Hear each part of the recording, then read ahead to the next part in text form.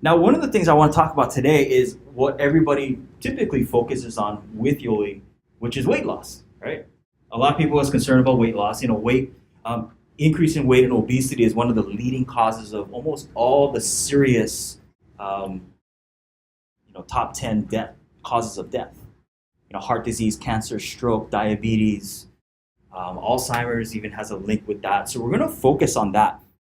But what I want you guys to do is shift your mindset from looking at obesity's main causes of what we think of obesity as. Hey, I'm just eating too much, or I'm going to LNL too many times a day, right? So we're going to look at the state of our current health, some of the common myths. One of the big myths, right, is if I just cut back on carbohydrates, then I'll lose weight. We're going to look at the link between, hey, do we need to just lose weight or do we need to increase body function, right? So this is my disclaimer, is that even if you take this product, it won't make you look better. It won't make you look more pretty. It won't make you look more handsome. You won't turn out to look like Freddie Hashi over here. Because people ask that, like, how come I don't look like Freddie? What's going on? So what is the state of our health? Let's look. 70% of our deaths are from chronic diseases. You guys probably know somebody, right? Heart issues, cancer, diabetes, stroke, right? If you go back about 100 years, these weren't even on the radar. Leading causes of death were pneumonia, tuberculosis, all infectious diseases. And then we found cures for all of those things. But now, as we increase people's lifespan, we now see that their health span does not catch up with that. So half of the United States population had one chronic illness. You guys know how much money an average person spends on a chronic disease in their lifetime? More than their house. And that's just to manage it. That's just to manage it. Now, when they did a study at the World Health Organization, and they said, and it was this big thing that went around, and they said 70% of the leading causes of death are chronic diseases, but all of them are preventable. And then they said, well, if they're preventable, how come we're not doing anything about it? And this is because the average person, even if they're told that they're going to die and they need to change their lifestyle, they will not do it. You know how many patients I've treated that have, I had this one patient, he had lung cancer. And one of the things that his doctor told him to do was to stop smoking. And he's outside of the office smoking a cigarette. See, a lot of times we know what to do, but we don't do it. Is that true? Right? We have homework. We don't do our homework, right? It's funny because we moved back to Hawaii and we're moving all our stuff. I find my homework from high school that I hadn't turned in yet. It's pretty funny, right? Yeah. So I took a picture of it and I sent it to my teacher. I said, hey, do I still get credit for this?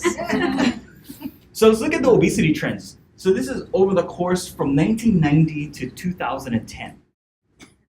Course of 20 years. All you gotta know from this is that in the course of 20 years, we went from the average United States population of being about 10% obese to over 35% in a course of 20 years. What do you think has changed within those 20, 25 years? Okay? So one of the common thought processes is, the whole idea of easy access to fast foods and lower nutrient foods, which is part of it. Okay? But there's actually a more fundamental thing beyond that. This is one of the things that I work on with almost every single one of our patients, because how many of you guys have been told it runs in my family? Well, the question is, has our genes actually mutated in the last 20 years? You know how long it takes a genetic code to mutate? It takes about, on average, about 15 to 20,000 years just for one genetic mutation to catch hold on that. So here are the common myths of obesity. It runs in my family. Carbohydrates are the main reason. If I just cut back on carbohydrates, if I just exercise. How many of you guys know the people, they go to 24-hour fitness, they've been on the treadmill over the last 6 months, and their weight has actually gone up. The other part that we gotta start this missing is we got to throw away the scales because it's not about weight as well. Oh, eating fat-free. How many of you guys were on the fat-free kick? The whole nation was on the fat-free kick. That was the worst thing we ever did. So let's talk about carbohydrates are evil, right? That's the common thing. So let's look at, they did a study on the world distribution of carbohydrate consumption. The United States has probably less than 50% of their total dietary intake of carbohydrates versus countries like Central Africa, China, Asia, India is more on like 65, 70% of their diet is carbohydrate based. Right? So if we go by the idea that carbohydrates equals obesity, then what should we see? High rates of obesity and body mass index in Africa, China, India, right? Well, if you look at the body mass index by country, the highest amounts of BMI are in the Americas, in China, or Russia, I should say, and the lowest parts are in Central Africa, Asia, India. So what's going on here, right? Look, this is all the carbohydrate intake in the United States versus the BMI in the other countries. How many of you guys want to take a guess what's going on? What's the difference? They have high amounts of carbohydrates. Some of their diets is like 90% carbohydrate based. Anybody want to take a stab at it? Exercise. Temperature? Close. Getting close. Getting close there. You guys know what this is? That's the view of the earth at night and light. The amount of light that's going on at nighttime. What's supposed to happen at nighttime? Sleep. What other thing that everybody knows that happens at nighttime? What happens to the sun? It's not there, right? That's like you learned that in kindergarten. Right? The sun goes away at night and the sun comes in during the day. We learned that, right? Everything we need to learn about health, we learned in kindergarten. So, but what are we doing in these countries? There's no nighttime actually. It's 24 hours night. Now, do you guys know that your body actually does different things at different times of the day? Right? You need night and you need daytime. You need sun exposure and you need sun going away. But what happens when your body is sensing that it's daytime all the time? It never rests. If I asked you guys right now to run around the entire island without stopping, how would you guys feel? Exhausted, right? Imagine you have 100 trillion cells in your body that never get the chance to rest. How do you think they feel? Exhausted, right? Now you're gonna see what happens here when you start affecting your body in negative ways. Okay? One of the big things that they talk about in diabetes is insulin. Right? Insulin is the guy that latches onto a receptor and brings sugar into the cells. Now what happens is when you're exposed to artificial lights at the wrong times of the day, the insulin binding is affected. So you can eat the same number of carbohydrates, but if you're being exposed to the wrong type of light at the wrong time of the day, it won't work. So you can cut back carbohydrates, but if you're not doing anything to solve that, that's going to be an issue. Now, I'm going to attach another part that's going to help you to increase insulin binding. But how many of you guys know that we're supposed to be in feast and famine mode? You guys know that? So we started as hunter-gatherers, where you hunt, you catch something, or you go out and you pick a twig, a berry, or something, and you eat that. That's how we were as a human race, right? You had food, and then you went periods where you didn't have food. Then you had another period where you had food. Look at what happened today. Our modern diet is just feast, feast, all the time. Now, if our genetic code is adapted to where we have food and then periods where we don't have food, what do you think we're doing to our bodies? So what happens in times of feast is your body knows that following feast will be famine. So whenever you eat, it automatically kicks on the storage hormone. That's what insulin is. Insulin is a storage hormone. Because following the feast, you get famine. So once you eat food, insulin stores all that energy and it stores it as fat. And then when you reach famine, another hormone kicks on and says, okay, all the stuff that we put away, now we can use for energy. That's how it's supposed to work. But if you are always in feast mode and you're storing, you're storing, and you never use the storage, what happens? Your body just keeps storing over and over and over again. So if we break your body down to its most fundamental unit, it's basically a balance of electrons and protons. Okay, stay with me on this one, okay? Because this is probably the most important part of this whole thing. And then for those of you who are going to try the transformation kit for the first time, this is the most important part of why it works. It's all about electrons and protons. Now, everybody understands this if you have a cell phone. How many of you guys have cell phones? Okay, you understand this whole concept that when you have more protons than electrons in your cell phone, you got to recharge it. You got to plug it back in to get more electrons. When you have more protons, your battery's dead. So real quickly, you guys are going to get a PhD in biochemistry right now. So inside of your body, you have all these energy factories, right? You need all these energy factories to take food, you digest it into its smallest components of protein, fats, and carbohydrates, gets into the cell, and the cell utilizes it and breaks it into protons and electrons. And then that goes into this little guy, which is your power factory called the mitochondria. It's basically like a gas station. You're taking fossil fuel, they take the fossil fuel, they refine it, and then they put it into gas stations. And the gas stations, you put it into your car, gasoline goes into the engine, it explodes, and you move forward, and then what comes out the other side of the car? Exhaust. That's how your body works as well. Now this is another one, you guys need to memorize this diagram here. Now when you intake sugar, it breaks it down, goes all the way and makes ATP. Now the excess that doesn't get used as energy gets stored. So it's stored as fatty acids. You see all those H's on there? You know what those are? Those are protons, right? So those get stored as fatty acids. So the fatty acids are unstable until they stabilize onto this thing called glycerol. Unless it would just float all over, it wouldn't be stable. Okay? It packs it away. A lot of people know this when you get your blood work and your doctor says you have high triglycerides. All that means is that you have a high number of protons being stored. That's basically all that is. Now, what also happens is when you move your car, you make exhaust. That's what in scientific terms, you call it free radicals. Free radicals makes everything rust. Everybody in Hawaii knows what a free radical is. You leave your car parked outside, 10 years later, it turns into a rust bucket, right? It's basically something that doesn't have stable amounts of electrons. So if something has an unstable amount of electrons, it wants to get stabilized. You ever experienced trying to, falling? Your body wants to get back to center, right? Same thing every single atom, it wants to get back to center. And it starts stealing from the entire body.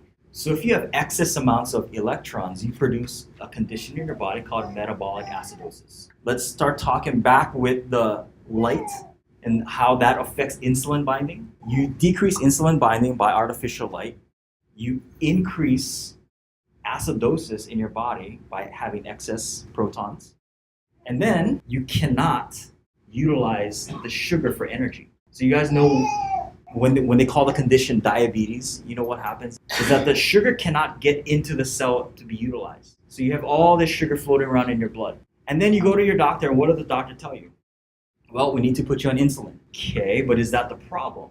Do you actually have an insulin deficiency, or is it that the receptor, that receptor right there, is the receptor bad? If you went home today, you put your key into the lock, and somebody somehow either damaged the lock or they changed the lock, and you call the locksmith and they come over and they give you 1,000 keys of the same key, do you think you would ever open that lock? Would you ever open that lock? No, right? Because it's a different lock. It doesn't matter how many of the same keys you get. But that's what we're doing to manage diabetes, is we're giving 1,000 keys without looking at the lock. So there's two major things that affect the shape of that insulin receptor. One is your light exposure, and the other one is the state of pH in your body. So when your pH is tending more towards acidity, that shape of the lock changes. It's just straight biochemistry. They've had tons and tons of studies. Or this main study is they lowered the pH from 7.4 to 6.9, and insulin binding decreased by 50%. The surprising thing, too, was that when they reverted back to physiological normal pH, insulin binding went back to normal as well. They've never been able to do that with any type of medication. You know, they have all these different studies talking about metabolic acidosis. How many of you guys ever went to your medical doctor for an issue and then they told you the major thing that's happening for you is metabolic acidosis? Only Ruby. Nobody ever says that, right? And then there's also different studies that talk about diet-induced acidosis. Okay, we're going to talk about that too. That there's actually what's called ash in your food. So a lot of people think, well, you know, if I eat like a lemon citric acid, maybe I'm doing something bad to my body because I'm eating too much acid. Well, no, it's actually when you basically break down the entire food to its ash component, what does that do to the body's pH? Okay, so the ash component can either be an acid or an alkaline. So stuff like lemon, citrus fruits are actually alkaline foods. Stuff like meats, red meats particularly, are acidic foods. Now, here's the problem that a lot of people get into with this, is that they think that I should never eat meat or I should only eat vegetables. Life is about balance. If you live in extremes, right? How many of you guys watch Star Wars? Okay? They always say that never trust the Sith because the Sith Lord always lives in extremes. So whenever anybody tells me, oh, I'm only this, I'm only going to do that, I'm like, no, the body is all about balance. As humans, we are actually omnivores, right? We need both plants and animals, but we also need to eat according to seasonals, what's available seasonality and what's available geographic. That's just how it works. So let's start to sum this up. Some of the foods that you're eating creates an increase in acidic load. You can't go around that. Just the mere fact of you being alive, your body's increasing acidic load. The acidic load creates a state of metabolic acidosis, which affects pH, which affects insulin binding. Now, if you have more insulin being produced, what happens is that increases sugar craving. How many of you guys experience sugar craving? You need to balance out your pH levels. So what's the ultimate solution? It's like, okay, well, you told me about the problem. Well, what's the solution? The key is to increase what we call metabolic flexibility. Your body is a hybrid. It's like a hybrid car. You can switch between gasoline and your electricity to battery power. You're supposed to be able to do that. The problem is that most people are only relying on the gasoline portion. The foods that you eat, right? The carbohydrates. We're relying more on that. We have a difficult time switching over from glucose as a fuel to fatty acids as a fuel. This is when people talk about it's 2, 3 o'clock and I get that crash. How many of you guys experience that? Or if I go more than 4 hours without eating, I start getting shaky, right? The hangry, I need a Snickers bar, right? That's what's happening is you're not metabolically flexible. You're supposed to be able to actually go 3 to 5 days without actually eating anything. That's the way our bodies are actually designed.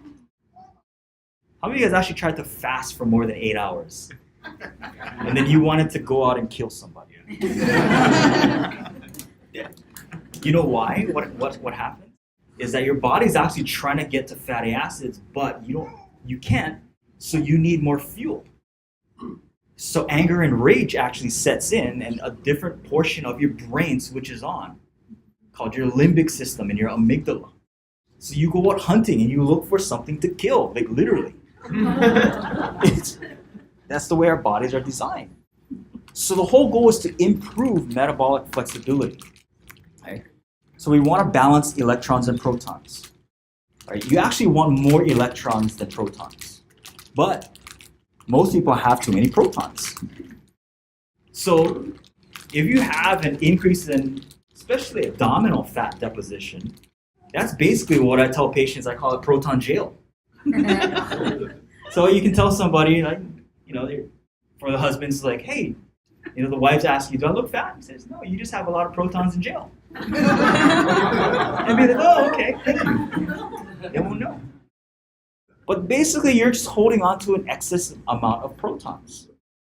So if your batteries are going low, what do for your phone?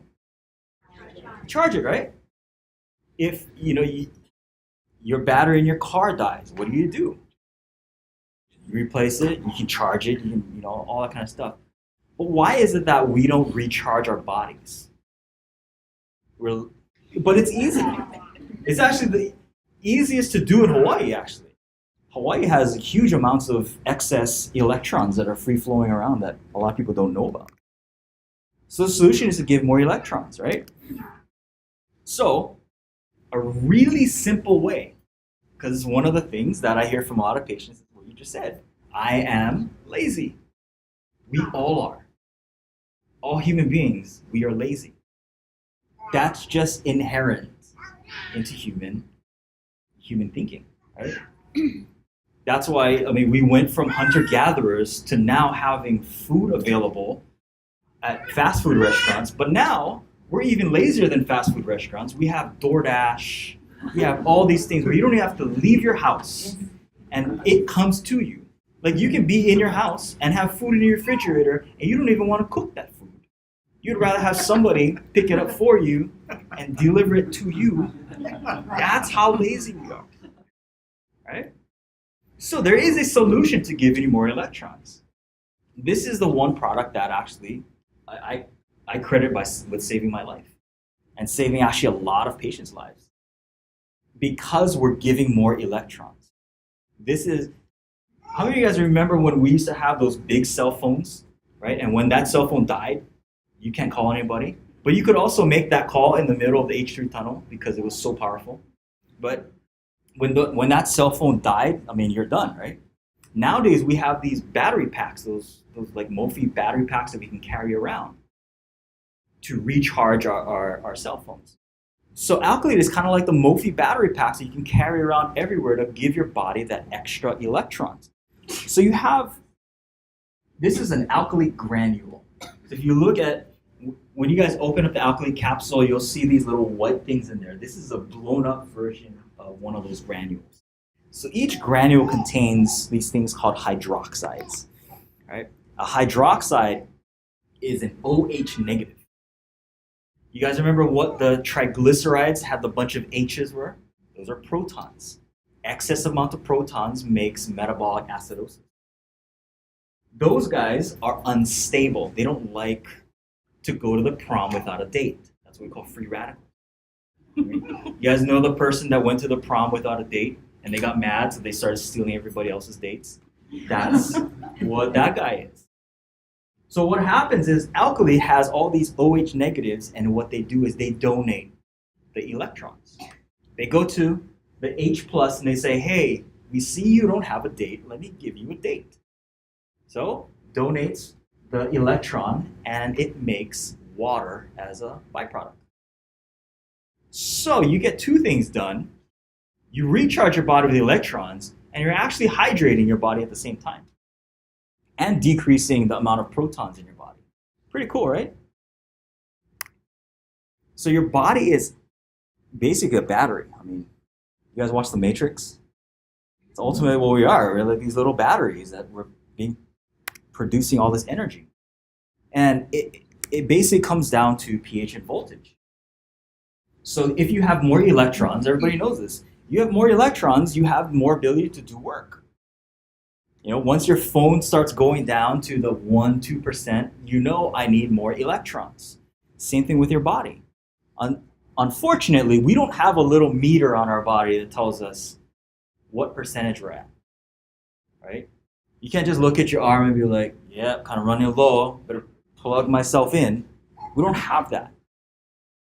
But there are ways to actually measure that. So this is how we measure it. You can actually take the pH of your either saliva or urine, and you can tell where your voltage is at. Okay? The average adult should be at about a pH of 7.4 physiological. Optimal level is 7.365. Now, when you get sick, you lose electrons, you gain more protons. And your voltage drops. Some people go up to plus 30. This is where cancer starts occurring. Okay? Every single cancer patient will have a voltage of plus 30 or more. So to reverse all of that stuff, basically, if you look at it, right, it says everything is protons and electrons. Nothing is a disease name. There's no such thing as a disease, by the way. This is what blows a lot of my patients' mind because they ask me, Doc, what's going on with me? I tell them, you just have lack of electrons. Well, what, don't I have Alzheimer's? I'm like, no, there's no such thing as that. It's just where you have a deficiency in electrons. Where it occurs, they put a name for it. And the only reason why they put a name on it, by the way, is so that they can build an insurance company and they can give you a drug for it. That's the only reason. Because if you have the high school student at the end of the pharmacy that's saying, oh yeah, I know what that is, and it matches up with this drug because I saw it in my book. That's what's going on in our healthcare system. But when you look at the fundamental process of your body, it's all about protons and electrons. So when we start looking at it, it says, okay, well, if I need new cells to heal, what should I do?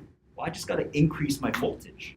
And that's what I've done for the last 15 years in my office, is basically I'm a glorified cell phone charger in my office. That's what I do. You know, people think it's all fancy, but I'm like, no, I'm just putting people and I'm giving them more electrons. So in order for your body to heal, and they've done studies on this. Have you guys ever seen like salamanders or geckos have their leg or tail chopped off? And it grows back, right? How does it do that? Well, a guy asked that question. He said, well, I'm going to figure that out. His name was David Becker. And he studied the electrical currents in these salamanders. And he saw that as soon as you chopped off their arm or their tail, whatever limb, the current flipped. They changed their current of electricity in their body, and it went from one polarity to the next, and it increased the voltage. That's what happens in your body. Do you know that no person heals their body except your body does? You cut your arm, do you have to do anything to heal it? It automatically does that. But what happens if the cut is infected? Does it ever heal? No. You know why? Because the infection, what the bacteria is doing, is it's stealing electrons. The reason why it gets infected, by the way, is the body increases electron flow to that area, and the organisms are like, oh, cool, a free cell charger. So they get attracted to it.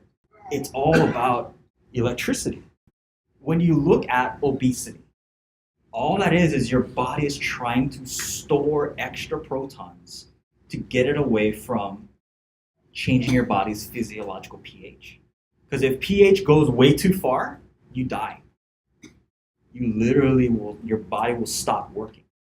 So the key, one is, this is what I work on with every single patient, is you gotta balance your circadian rhythms. If you're a night owl and you're always on the computer, or you work night shifts and all that kind of stuff, your body will never heal properly.